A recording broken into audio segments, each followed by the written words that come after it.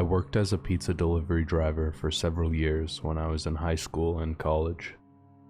It was a pretty easy job and the tips were decent, so it really helped me get through my life as a student. However, as much as I loved my job as a delivery boy, there was one incident that made me quit my job instantly.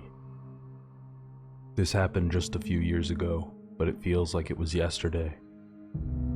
It was a weekend, and I was working late into the night to make some extra cash while I was off of school.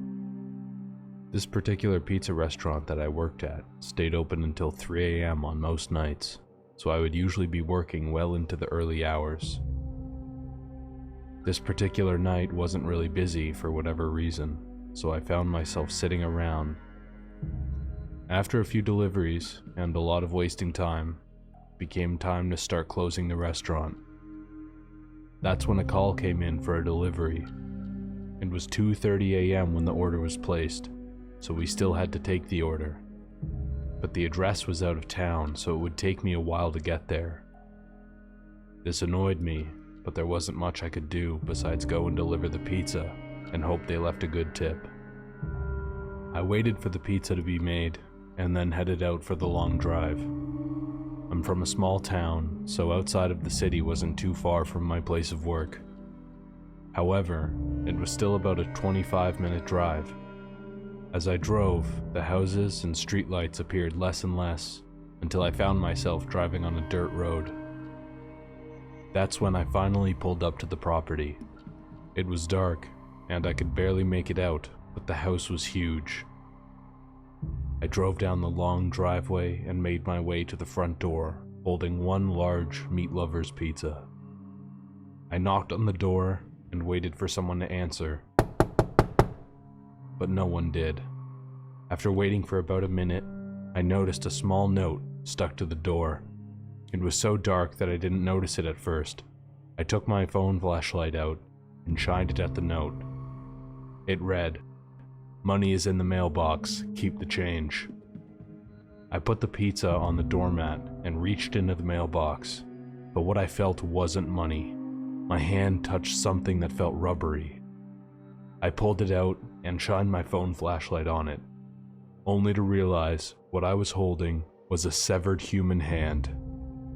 I threw it on the ground and ran back to my car, not looking back. I drove as fast as I could out of there and straight to the police station.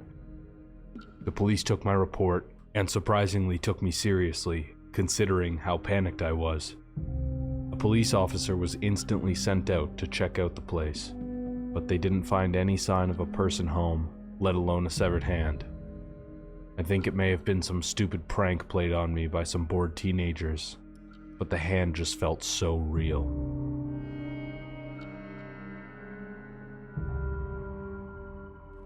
I had just started a job as a pizza delivery driver for a small local pizza shop in my area.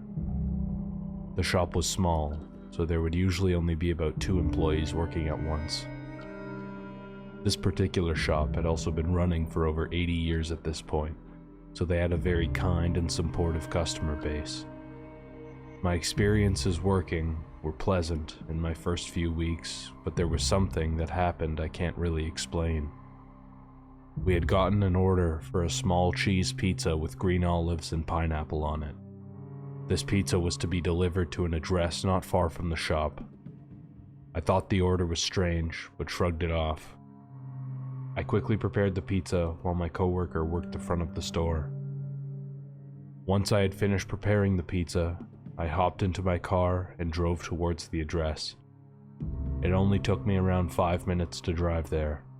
The home was located in a cute and quiet neighborhood, and the house looked well kept and welcoming.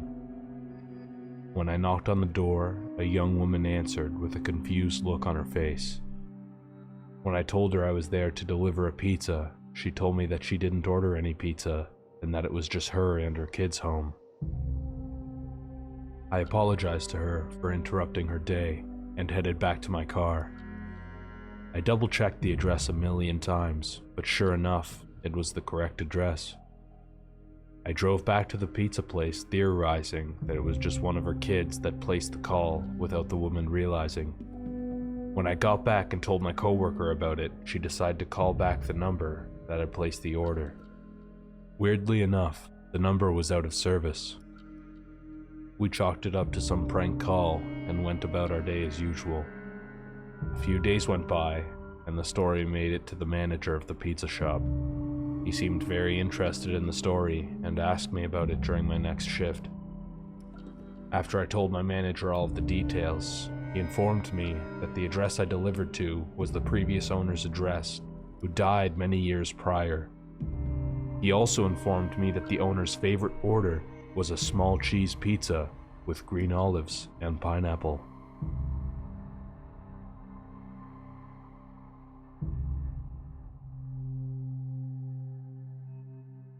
It was the weekend, and I was working the closing shift for Topper's Pizza. We got a call for a delivery to a local park. Funny enough, this was pretty common, as the teenagers in the area would often hang out in parks to smoke or drink, and would often end up getting hungry and ordering pizza. I had made countless deliveries to places outside, and this was no different. Or at least I thought. The order was for 3 large pizzas with pepperoni, so I assumed I would be meeting a large group of drunk or high college kids. I got into the delivery car, putting the 3 large pizzas in the back seat. Since it was close to closing, I assumed that this would likely be my last delivery for the night. I hurriedly raced to the delivery address so I could finish up and go home. The park that I was delivering to was right by a lake, and it was beautiful during the day, but quite empty at night. I parked in the parking lot, which had one other vehicle in it. It was a dark-colored vehicle, and I couldn't make out if anyone was inside. I assumed that the owner of this vehicle was my customer, but I didn't see anyone on site, let alone a group big enough to eat 3 large pizzas. I got out of the car and walked around holding the pizzas, listening for any sounds coming from the surrounding park. Nothing. It was complete silence. I turned and walked back to my car, not sure what to do at this point. That's when the other car in the parking lot turned on. Its headlights were shining right at me. That's when the car started moving. I watched as it drove right past me and stopped right at the entrance of the parking lot, almost as though it was blocking me from leaving. I stayed put, and that's when a group of 3 men exited the vehicle. They walked quickly towards me, and I froze in fear. I noticed that some of them were holding baseball bats. They walked up to my car and motioned for me to roll down my window. I complied, and they just stared at me, not saying a word. They didn't have to. I knew what they were implying. I quickly exited the vehicle, and they got in and drove away quickly. The remaining men who were still in their original vehicle also took off, leaving me in complete darkness. I had no phone, no wallet, nothing to contact anyone. I was shaking uncontrollably and stood there in shock for a couple minutes, trying to regain composure. I started walking in any direction until I found a gas station and asked to use the phone. I was able to get my boss to pick me up, and we filed a police report the same night. So far, the vehicle hasn't been found, and I haven't been able to track my phone either. I'm assuming it was either turned off or broken. Either way, I'm just glad I got off that easy. No amount of money is worth my life, and I'm glad that money is all that they were after. It's safe to say that I will never do deliveries to unspecified addresses again. It's important to be safe when meeting up with strangers. So to my fellow drivers, stay vigilant.